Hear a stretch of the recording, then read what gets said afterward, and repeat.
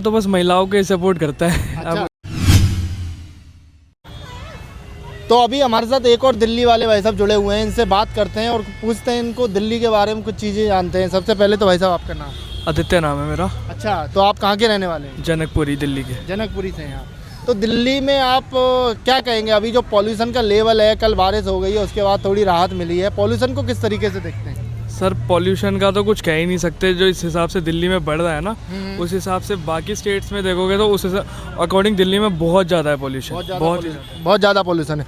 तो क्या लगता है पिछले साल से यहाँ पे दिल्ली में केजरीवाल जी की सरकार है, और केजरीवाल जी की सरकार किस तरीके से काम कर रही है, इसके लिए उन्होंने कोई ठोस कदम उठाए या इतने काम वो नहीं कर पाए जो करने चाहिए? कदम तो बेसिकली कोई से भी नहीं उठाए गए हैं, और चाहे केजरीवाल सरकार हो चाहे बीजेपी सरकार हो, सपोर्ट मैं किसी को नहीं करना चाहूँगा, क्योंकि इन वे मैं जो देखता हूँ मेरे पॉइंट ऑफ व्यू से कुछ भी डेवलपमेंट नहीं है। मतलब रोडों को लेके है बट पॉल्यूशन के लेके कोई ऐसा एक्शन नहीं है कि पॉल्यूशन को कंट्रोल किया जा सके। इस तरीके का डेवलपमेंट हुआ है, बट जो डेवलपमेंट होना चाहिए बेसिकली कि पॉल्यूशंस को लेके, कि पॉल्यूशन जो मेन तो एयर होती है ना, जो ऑक्सीजन कंज्यूम करेगा इंसान तभी तो जी पाएगा ना। तो दिल्ली वालों की एज ही नहीं हो पाएगी फिर इस हिसाब से। तो लेकिन यहाँ पे दिल्ली की सुरक्षा को लेके भी बहुत सवाल उठाया जाता है। यहाँ पे महिलाएं सुरक्षित नहीं है, रात को आप निकल नहीं सकते हो। रात में महिलाएं क्या, आप अगर आप मेल भी हैं तब भी आप रात में 10-11 बजे किसी सुनसान जगह पे दिल्ली में नहीं जा सकते। यहाँ पर बहुत ऐसे इलाके हैं, मैं नाम लेना नहीं चाहूँगा, बट है कि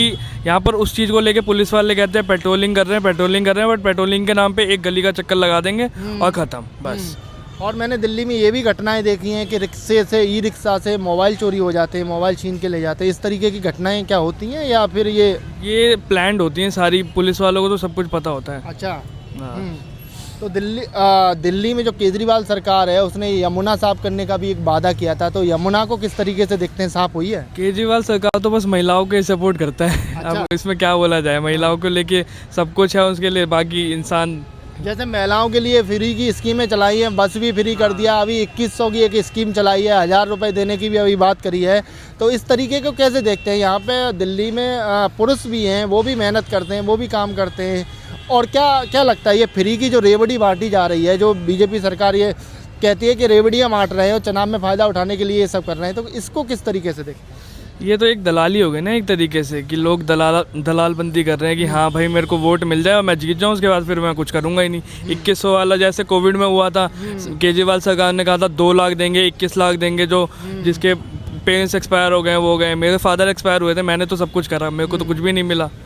कोरोना के टाइम की अगर बात करें तो वहाँ पे दिल्ली सरकार की कामयाब कैसे रही थी? मतलब दिल्ली सरकार उस कोरोना को रोकने में, उस महामारी को रोकने में किस तरीके के उन्होंने प्रयास किए थे? क्या लगता है वो कुछ कदम उठाए थे उन्होंने उस टाइम? नहीं, वहाँ पर कदम उठाए गए थे, इट्स ओके। वहाँ ये देखा गया था कि लोगों ने बहुत वो हुआ था कि हाँ कर रहे थे, लोगों को सपोर्ट किया था लेबर वगैरह में भी, बट इतना कुछ खास नहीं था कि जो हो सके।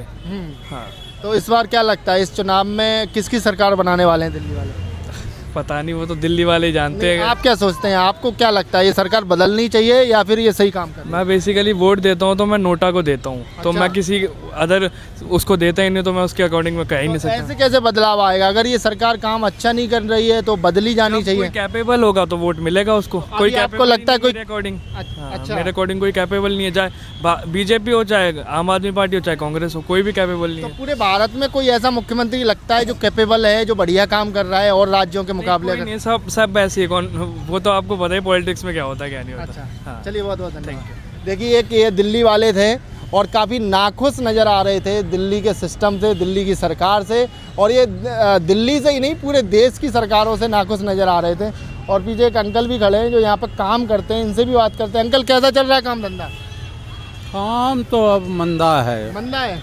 ये बन जाने के बाद हम लोगों का मंदा हो गया। मंदा हो गया काम? क्योंकि रास्ता 7 खुल गई, पहले एक गोल सर्कल में बेचते थे, तो इसलिए। और हमने ये भी सुना था कि इंडिया गेट पे आपको सामान बेचने से भी मना किया जाता है। नहीं, ये ग्राउंड बना है इंडिया गेट के बेचने के लिए। अच्छा। ये सरकारी बना दिया है, ये जो है दोनों साइड बना दिया है। तो आप ये बताएंगे टूरिस्ट वगैरह कैसे आ रहे हैं? अभी कम आ रहे हैं लोग, या ठंड का प्रभाव है, या पॉल्यूशन की वजह से कोई दिक्कत है?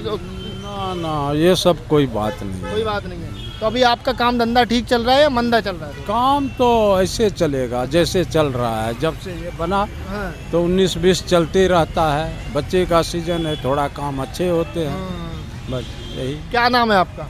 परमानंद पोद्दार। कहाँ के रहने वाले हैं? हम तो बिहार से थे, लेकिन अभी दिल्ली का ही 13 साल से यहाँ के वोटर हूँ। आप इंडिया गेट में कब से सामान बेच रहे हैं?